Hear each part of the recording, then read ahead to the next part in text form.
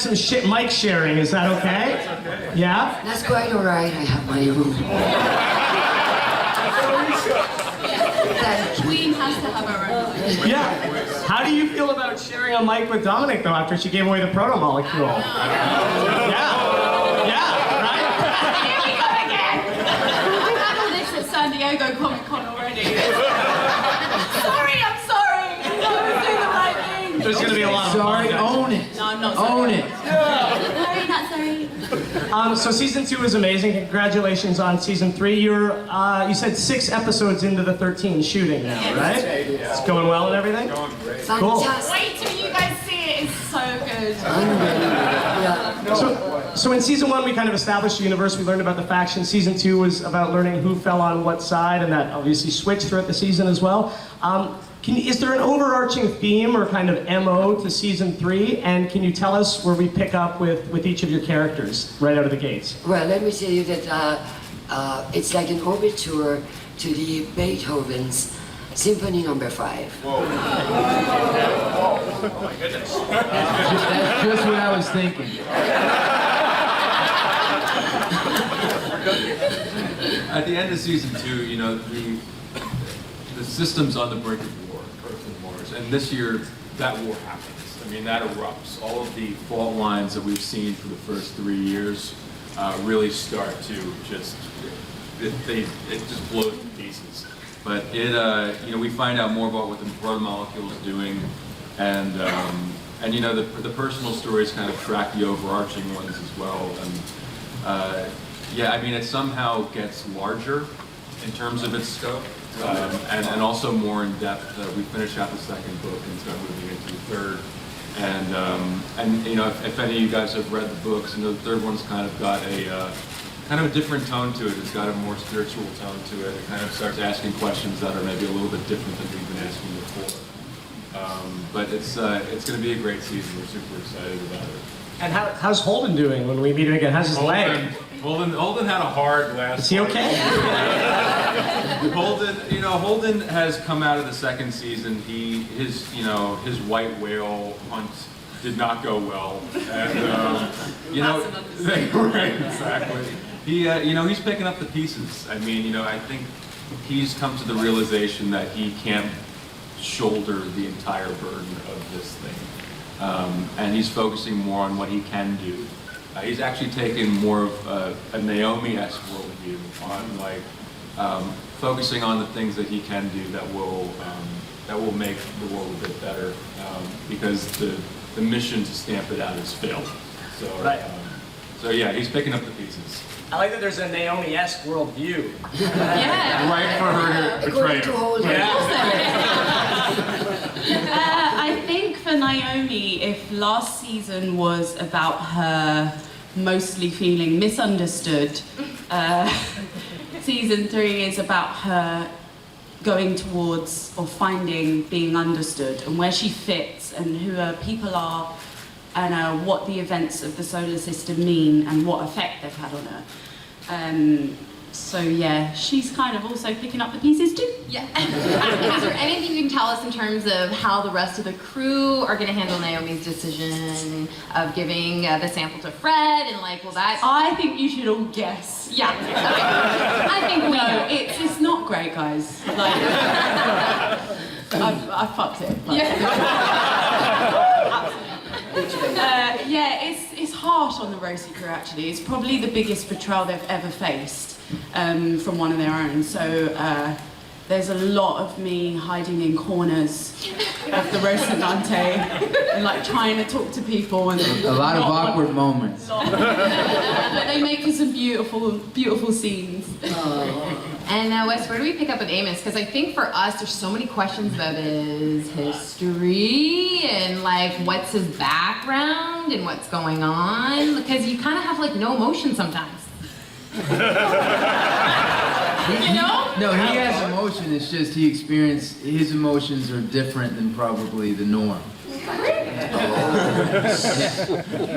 But I think we start season 3. Amos is obviously the most important relationship in his life. He's been betrayed, and he's a bit.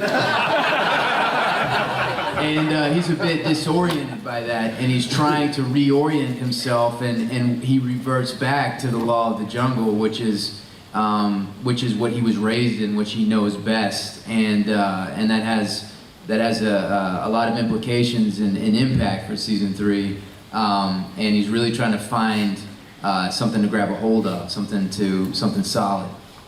Are we going to, oh, and by the way, we're going to open it up to you guys for audience questions in just a minute, so get your questions ready, and we don't have a mic, so we'll just get you to shout it and we'll repeat it, so get your questions ready. But really quickly, Wes, are we going to delve more into his backstory? Because more so than some of the other characters on the show, we really, like, there have been all these hints that something's happened, or back. Are we going to get into that right out of the gate?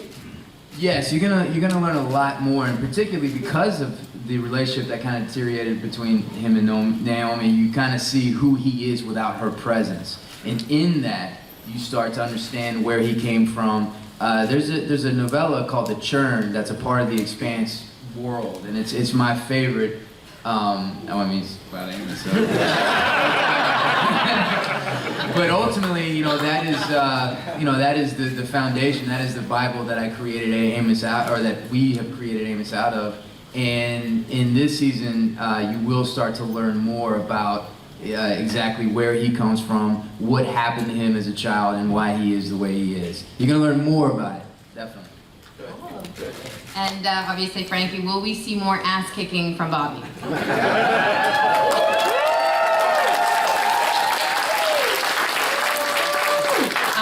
Yeah, you get to see pretty much all I've done so far with ass kicking. And I get to hang out with Avasarala a bit more, which I'm sure you guys love. Can you give us a bit of an indication of like the dynamic and how the relationship between you two evolves in the next season? Oh, should I tell? Well, I might have yelled at her a few times. I've sworn at her.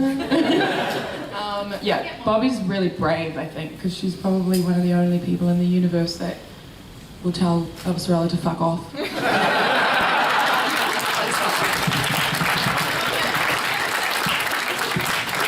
Is that a relationship, Shohreh, that you like exploring in season 3? I love the idea of the two women together. Yeah. You are going to enjoy those scenes very much.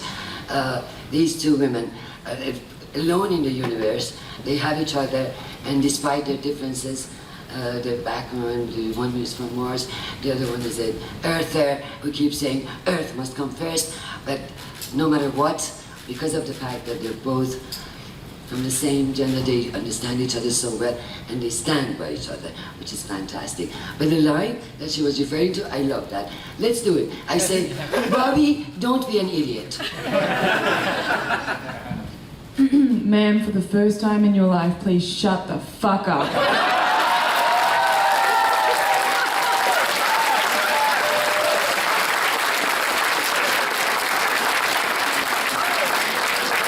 It's like Shakespeare. It is indeed. It is pretty Shakespearean. Yeah. All the ingredients of Shakespeare is there. Jealousy, betrayal, conspiracy theories, of course. It is very much based on Cas Anvar. Awesome.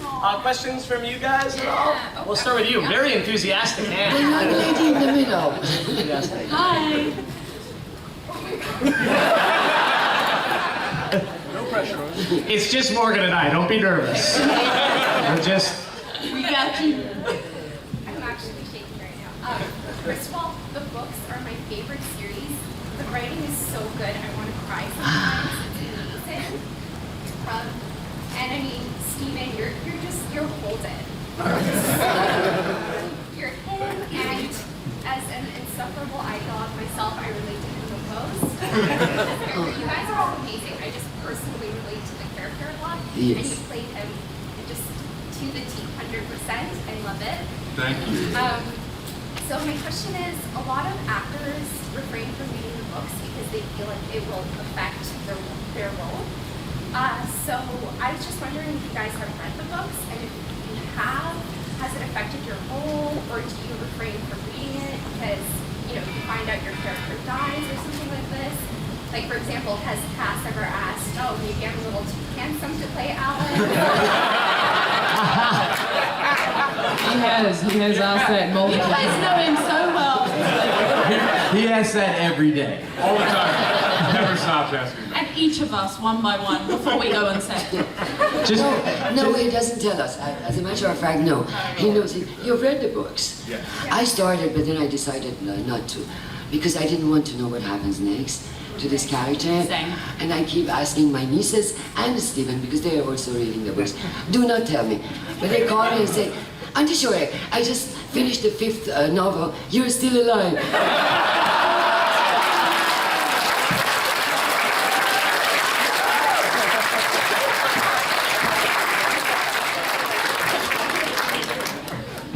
Yeah, I have. I've read the first 3, and I actually read the first 2 before I knew this was being adapted. I was a fan of the books before I knew it was happening.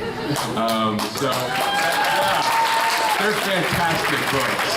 And we're so lucky because we have the authors of the novels in our writers' room. They write episodes, they're there on set every day. So I mean, staying true to this amazing narrative, is really easy for us because we have them there all the time. It's different for everyone.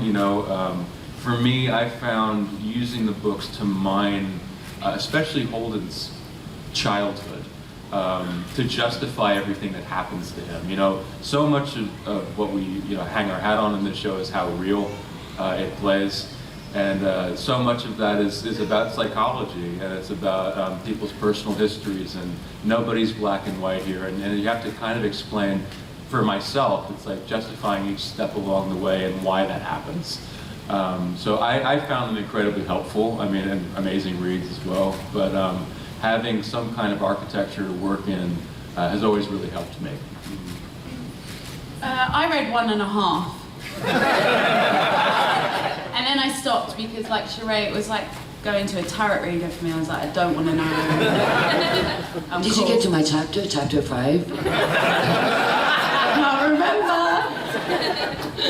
I like Stephen. I knew about the books before. I was at Comic-Con for something else, and I think 4 or 5 years ago, before I even heard of The Expanse, and I think James S. Corey had a booth, and a friend of mine said, have you read these books? So it's funny how everything comes together, because as soon as I started reading it, I got the script for the pilot. And I said, well, I'm in the process of reading this. And I said, guys, this is special. This is, I let the team know, and I said, this is something really special. The book is incredible.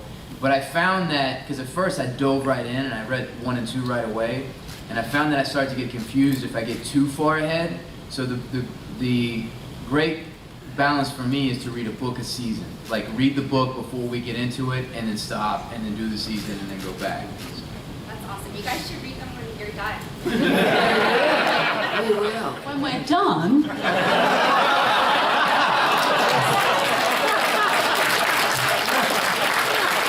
in 20 years. In 20 years. 10 years from now. Yeah. And what about you, Frankie? Hi. I read the first 2. I actually read the second book before we came back for this season and just became really obsessed with it. And surprisingly found that Bobby and I are more similar than I thought. I used to think we were so different, but I'm tough too, man. I think I'm scared. All right, okay. Back up. Green shirt, yeah. Hi, my name is Caroline. I'm actually from BackgroundNerds.com. Hey! So my question is for Dominic, and it has to do with why she decided to give the molecule to Fred. I was wondering what, apart from how it affects the whole crew, what about him made her decide that he was trustworthy with it? Out of everyone else that they met along the way, she decided he's the one I'm going to trust with it. What made Fred seem more trustworthy to her out of everyone else? I think Good question. And did everybody hear that? It's about why did you give the proto-molecule away and why trust Fred specifically? I'd just like to say first of all that Naomi done that. It wasn't me. Just to start off on that. I think that I think Naomi had an opinion of Fred when they first met him. She did not like this guy. Probably more so than anyone else. And I think he just, he changed her mind through her being there, being on Tycho, the stuff they went through. She just decided that he was the right person, that he actually was more for the good of the belt than what she initially thought. You know, a lot of her problem with him in the beginning was that she's, based on her past, she's not very good with people with causes. She doesn't want to get involved with anyone because of stuff that's happened to her before, which we'll start to find out a bit more about. So yeah, he kind of proved her wrong in ways. And also I think for her, the idea that the belt should have it was more important than who she gave it to, even though she still had to pick the right person, but you know, it was more important that the belt had a part in this and that they didn't become the underclass again with this bioweapon. So just one thing, so when Naomi ends with Amos, like what you just mentioned is her past affects how she reacts to people, how she interacts with people now, and for Amos it's the same thing. So will we get a flashback or a delve into more of their backstory to what makes them so connected? Because I don't say they're each other's person.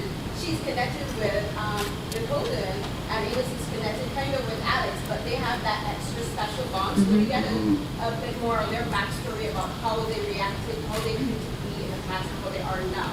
I think not so much their backstory, but I don't know if you guys have seen the Origin comics that Hallie Lambert and Georgia Lee, who are two writers on our show. They've done Origin comics that you can get on Comixology, and Naomi's comic is about her and Amos coming together on the Canterbury and how they did. So that's worth giving that a little download. You can only get it digitally, but that addresses that moment.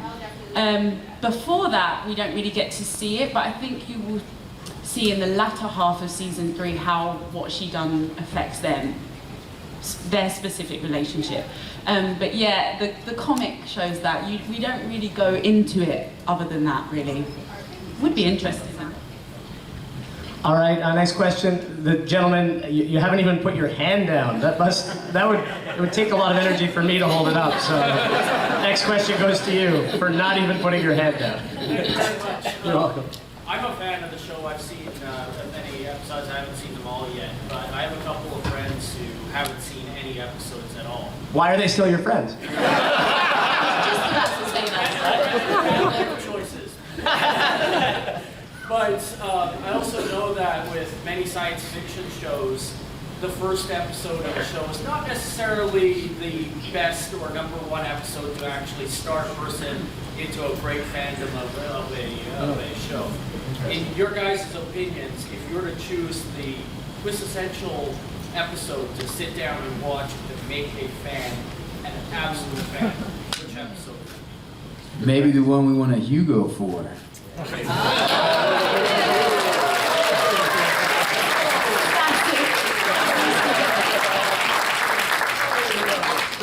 That's episode 10 of season 1, by the way. You should have dropped your mic after you said that. Wow. I would say my favorite episode probably was episode 5 in season 2. I think I got that right. Where they're Miller Kamikaze. I think. I mean, you can't really like show that to someone without having any backstory. But I think that it's such a crescendo of what's gone on in the story so far, and there is such poetry to it. I mean, I know that that Mark and Hawk, who are two of our executive producers and writers on the show, when they were thinking about adapting The Expanse, that scene in particular, them colliding into Venus together, you know, hand in hand, was something they had been wanting to write for 2 years. Wow. And I watched it and I was like, yep, they sure did. It was so stunning and emotional and gorgeous and still understated in so many ways. To me, that's been the quintessential episode thus far. Episode 5? Yeah. Yes, I agree. I would still say the pilot, because I don't think you can watch season 2 if you want independently, but I think the disarray of episode 1 101 of us all not knowing each other, the thing that happens at the end of the episode, in case you haven't seen it, I'm not going to spoil it, but that thing, those of you that have, I just think it should propel you into wanting to see what happens to these people. And if not, then don't watch it. Don't watch it. I think you should make them watch the whole first season. Just say it's a very long episode.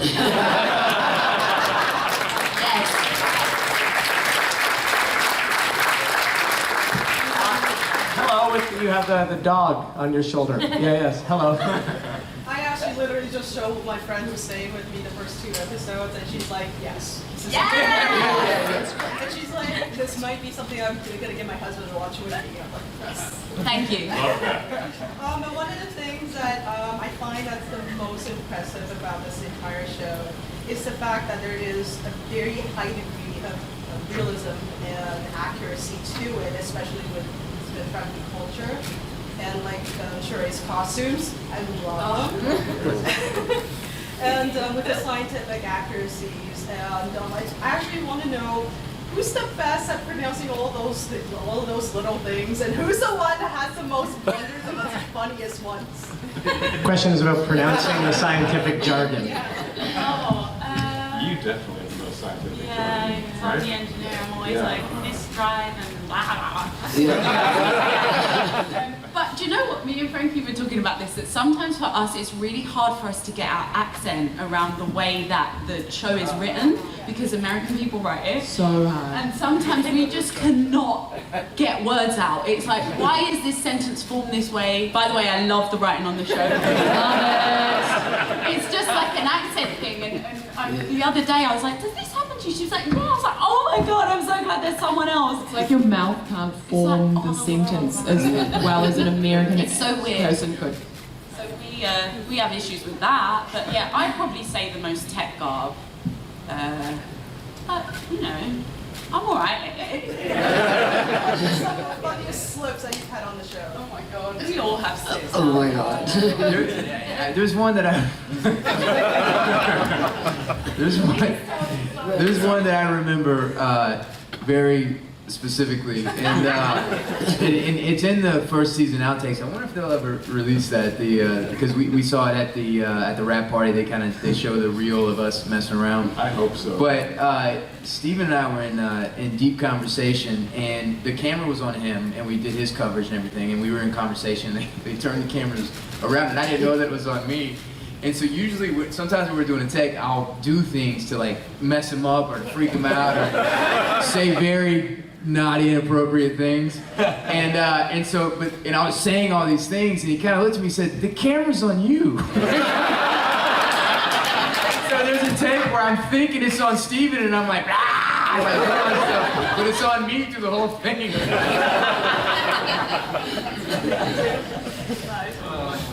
Is there a lot of that goes on set, kind of messing each other up and stuff? Because you seem to get along very well in person. Yeah, that's all we do. Yeah? The banter Is give each other a hard time. is high. It's hysterical. Mostly Amos. Mostly revolves around Amos. Do they give you a hard time, Shohreh, when you're trying to do your thing? Yes. No, actually, he's been very gentle. Oh, Yes. I've been blessed with Amos. Yeah, go deep. Let's start with the audience. You guys are doing a wonderful job. You're just crushing it. So keep going. Thank you. Thank you so much for that. Now, with your characters, what are the things as you learn more about them? What are the things that surprise you about your characters as you try and develop more? Things that you didn't think your character would be doing, and learn that they're doing. And then this question specifically for you.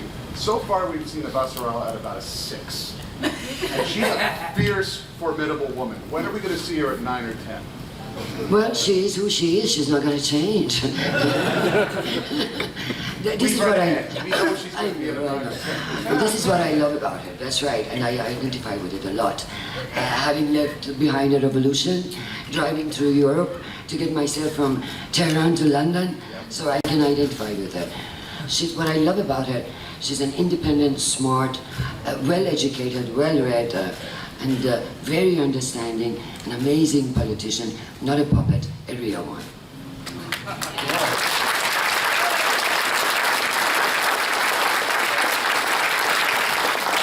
How has Holden surprised you as you've gone on, Stephen? You know, I think the quality that playing him, you know, because having been a fan of the books myself, you know, Holden's really resilient. He's a very resilient guy. He gets beaten down quite a bit, and you know, it's a very untraditional hero arc. You know, he after Eros and this kind of slide into this very dark place, he's almost consumed by fear in a lot of ways. He's bounced back from losing his friends in the Canterbury, and bounced back from the loss of Miller, and experiencing a genocide firsthand. And you know, for me, it's always important to remember that he was completely unprepared for any of this. You know, he was specifically out there to avoid responsibility when you meet him. So you know, having him grow into the role that, you know, I as a fan of the books and as a reader want him to be, requires him to get beat down a few times, and it's his bounce back, I think, that has always really surprised me and made me really empathize with Holden, because he keeps trying, you know, even if he fails quite a bit. But to me, that's the joy in playing him. That's also the part that surprises me most about him, is that there's something in there that keeps pushing him forward. You ever kind of miss old, like, apathetic jerk Holden, though? He's such a... I know, I do. Who just wants to make fun of the guy with the cats? That's all he wants to do, man. Yeah, those days are long gone, dude. Long gone. I think what surprises me about Naomi is her, as we've gone along, her compassion and vulnerability, mostly for the belt. Because, you know, you get a role like that as a woman and it's like, oh, she's tough and hard and sassy. But what has been most beautiful about her, and that I've had the most joy playing, is her vulnerability, because that to me makes her a real woman. That those are the women that I know, those are the women I grew up with. Okay, they're tough and sassy, but their vulnerability is what makes them the full picture of who they are, and that mothering aspect. And I love that about her, and I love that she, like all the characters, she believes what she's doing is right. And I love that the writers never sway from that for any of us. And the other one thing that surprises me, which we always joke about, is how we're literally our characters in real life swapped around. So most of the time we feel like we're talking to ourselves, which is funny. You know, Naomi's so logical and calm and collective and rational, and Holden's not. And we're actually the other way around in real life, so we joke about that a lot. But yeah, those are the things that surprise and that I also love about her, actually. I think one of the things that really surprised me about Amos, and I think is beautiful, and we really get to show it this season, is Amos's tenderness and kindness towards children. And there is, you know, specific things that happen to him in his childhood that he has a certain kind of connection and an ability to empathize with children that he doesn't really have with adults. And there's, you know, there's a lot of beautiful moments in this season where you see that side of him, which I thought was really interesting. I'm probably the same as Dom. I think Bobby's softer moments really surprised me. I think it's so easy to think of Bobby as this, you know, always patriotic, tough woman that just nothing ever bothers her, and I think that's not really human. So I quite like that they incorporate some vulnerable moments of Bobby in this story. And you'll get to see her, oh shit, I can't say that. But you'll get to see her.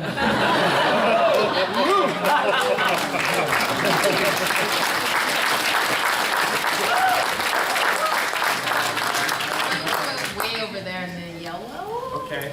Yeah, you. So I want to say I'm a big fan of the books in the series. When I was reading it originally, and I was reading specifically Avasarala, I was like, oh my god, I hope they get Shohreh to play her. So I'm so glad that you got Really? to play Cool. her. Yeah, you really did. So my question is, I know that a lot of you haven't read necessarily all of the books. There are some particularly interesting characters in the third book, and my question is, will will we get to see any of them, either the POV ones or some of the other ones? Question was about characters from book 3. There's not. There's a lot we can't talk about. Like what? Like, for example, I will say that we do move into book 3, and you know, as we've adapted the books, you know, things have moved around here and there with the help and guidance of the authors. So I won't say exactly what happens in terms of what we use and how far we go into there, but in terms of the specific people and things and stuff like that, I can't say. I'm sorry. But we can say that you'll be satisfied. Yes. It'll be really good. It'll be really good. Satisfaction guaranteed. Right here up front. Hi. Oh, thank you so much. I was just wondering, have you ever tried to switch parts to see how you sound? Like for example, you would be English or English would be Holden. Interesting question. That's a great idea. We should have her. Question was about switching parts, and she loves the whole cast, but especially Stephen. That's actually kind of a good idea. I mean, we haven't done that, but we should. I mean, we were. Yeah. Oh, that's right. I mean, we rehearse every weekend, so it might be something fun to do. I read Cas's parts sometimes. Oh yeah. Yeah, I mean, every once in a while we do, for sure. In the rehearsals and stuff, if we don't have someone there, you know, you'll jump into, you know, to Tom's part if he's not in town, or you know, something like that. I like trying out my New Zealand accent. She does it really well. It's not that good, but With British accent, yes. She was educated back in the UK. Almost 200 years from now. Okay.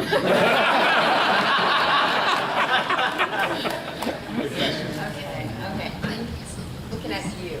Yes. So one of my favorite things about it being filmed in Toronto is I kind of recognize certain places. And question for you guys, on Series, there's like that restaurant that Miller used to go to a lot, which is in Toronto, is one of like my favorite places. Canton Ramen. Have any of you guys actually eaten at that restaurant? no, but I always walk past it and I'm like, I should go in there. Make sure you guys have the ramen there. It's awesome. Okay, What's the restaurant? Canton Queen Where and you guys Spadina. shoot Miller's like scenes at the bar. It's Queen and Spadina, isn't it? Yeah. Oh yeah. Are you the owner of Kinton Ramen? I believe you are. And you're a genius. I'm not in the Expanse, but I literally eat lunch there once a week. I swear. Anybody else like ramen? That sounds great. That guy with the red face has had his hand up for ages. Okay. All right, well, let's keep him until the end then. I'm just kidding. I'm just kidding. It was really funny. She goes, "That guy with the red face," and then he looked around and goes, "Me?" Who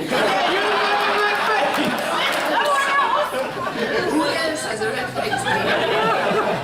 Hello. So I first want to express my appreciation for how far the Expanse has come, and that you brought in a few guest stars from Flashpoint, like Hugh Dillon and Clay Bennett. And my question is, what's your favorite scene so far, besides Bobby punching Captain Martins in the face? Favorite scene so far? Mine, for sure, selfishly, was the 52 scene, the air scene, where I had to pick a bunch of people to go on the ship because there wasn't enough air, season 2. That equally broke my heart, but was great to shoot. That's my favourite so far. One of my favourites. Mine was when Drummer shot those two guards that were holding him prisoner. I really like that moment. My favorite scene, beating up Martins, of course. But my favorite scene to watch was, of mine, obviously, was the the scenes where my soldiers had died and it was on Ganymede and it was like red snowflakes and yeah, I didn't know it was going to look like that because obviously I was just looking at a camera the whole time, but seeing it in its final product was, yeah, really rewarding. My favorite scene is when I scold Asteroid for betraying me.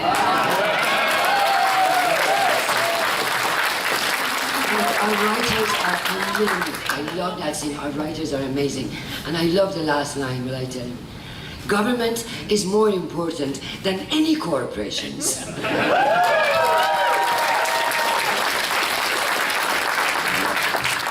I would have to say Joe Miller finally meeting Julie Mel. That's my favorite one. It's true. It's true. It's true. It does. It does. Politically, I was. All right, back to the floor. Oh, did you see Mark back there? Hey, Mark, what's up? Who are you pointing at? All right, let's do it. Mark Asquith, producer. Hello. Well, first off, I want to say how delicious all of the strong female personalities on the show are. Really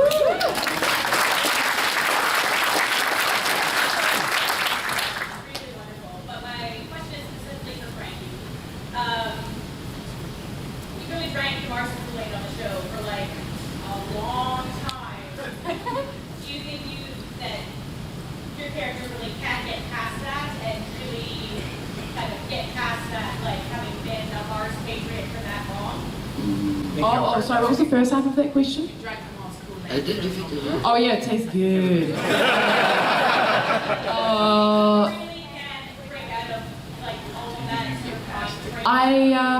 She's still struggling with it right now. She's looking for some sort of payoff for what the proto-molecule did for her soldiers. But no, I think she'll always struggle with it because it's her home. But she's still she's definitely grown and understands things a lot better than she did. But I don't think that she'll ever really let go of that.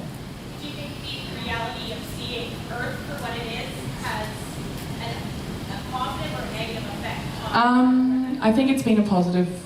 I think it was really confronting, but I think that just like any human, that sort of stuff is important for growth, and I think she's sort of become. She's not really the woman that you saw in the beginning of season 2. Is She grows probably up. what I would say. Yeah, she's grown a lot. Yeah. Education. Robin from Batman has been waiting for me. Wait, you say Batman? We saw Superman. Okay. Batman and Superman have been waiting for a while. Who wins? You guys fight, and then I'm just kidding. Don't fight.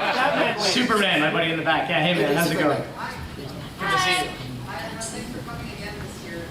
You were here last year, it was awesome. So thanks for coming again this year. I just wanted to know, in terms of the character development, just how much input you have with the writers,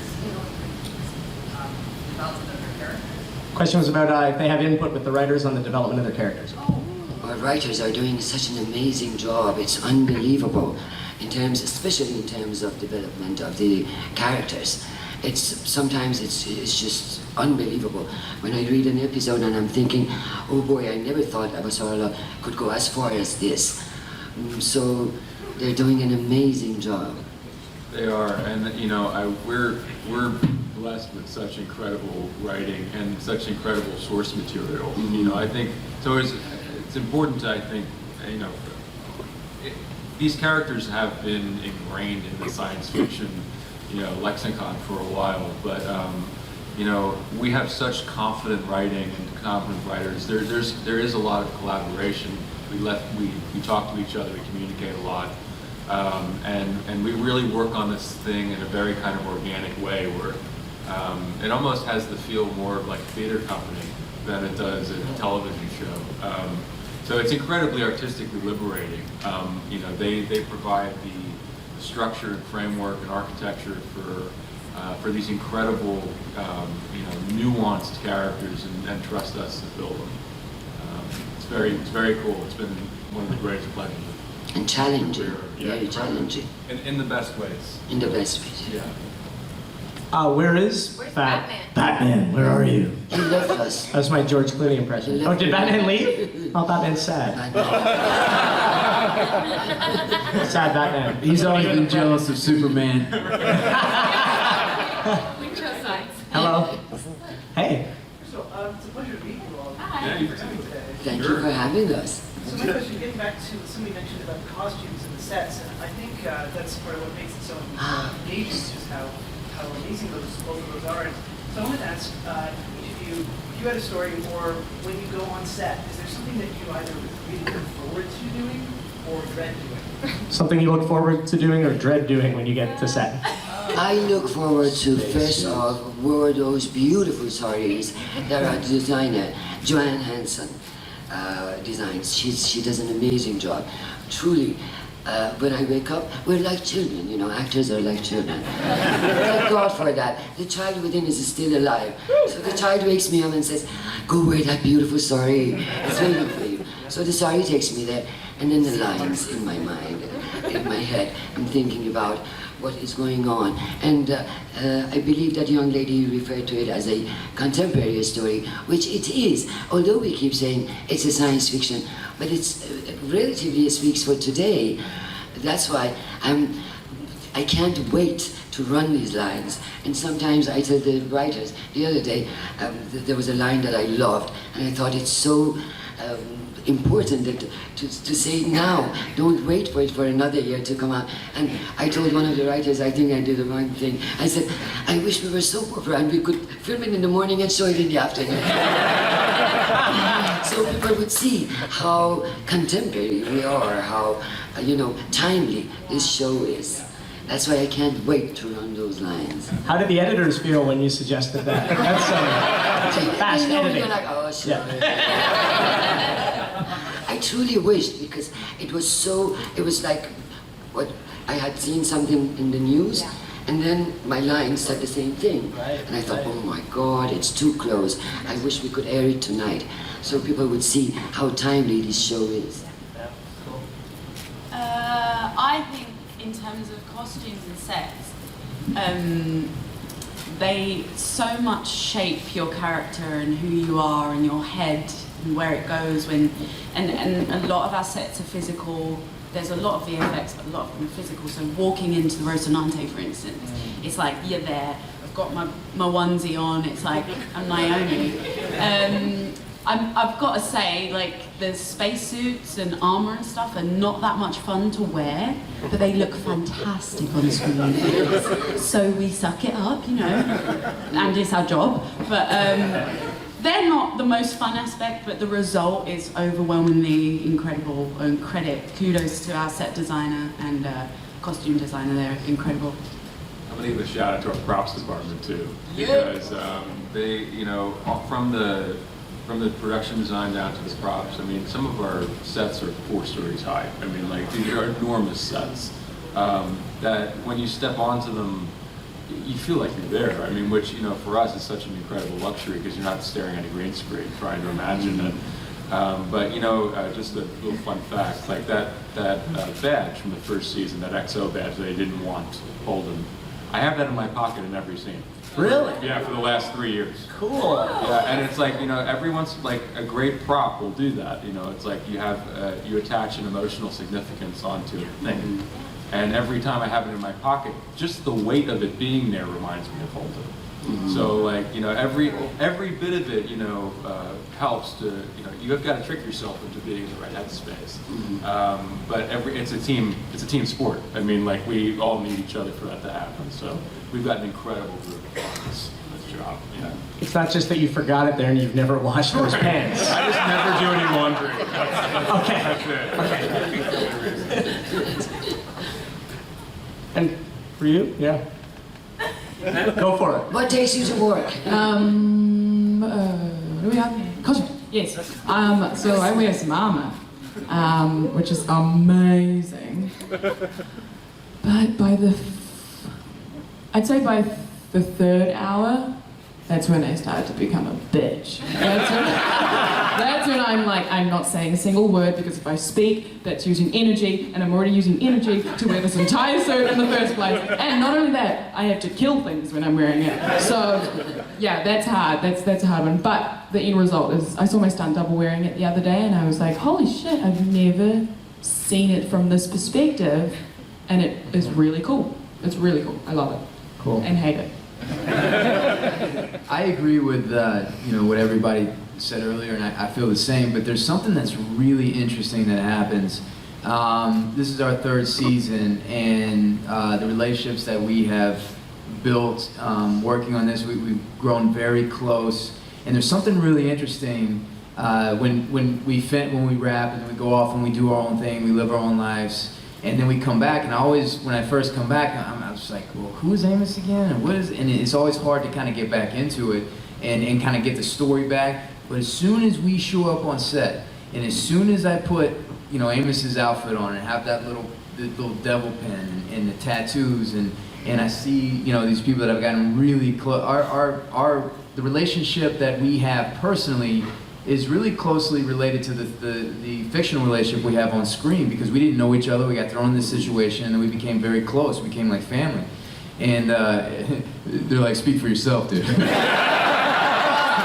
But ultimately, I think it's really, it's a fascinating thing in sense memory. When I show up and I walk on set and we're in that dark studio and I put on the Amos outfit and I see all these people and this relationship, and immediately it goes right back to the story, and everything clicks to me emotionally. It's really interesting how that happens. Interesting. I take Avasarala home. I swear to God, and sometimes, I listen to her. Use her wisdom, because I'm not as wise. I don't have those amazing novelists and writers to write for. We have to wrap it up in a second. I just have one more question, but before we do, the first 75 people in line got a golden ticket. I don't know if it's probably not gold, it's probably a small piece of it. But if you got one of those tickets, if you head after the panel, don't leave yet, one more question, but our space booth is 1252. If you haven't seen it yet, if you go into the south building, it's at the back in the middle, you see a big space banner, and anybody with a ticket will be getting autographs from the cast, which is awesome. So thank you for coming. But just to wrap it up,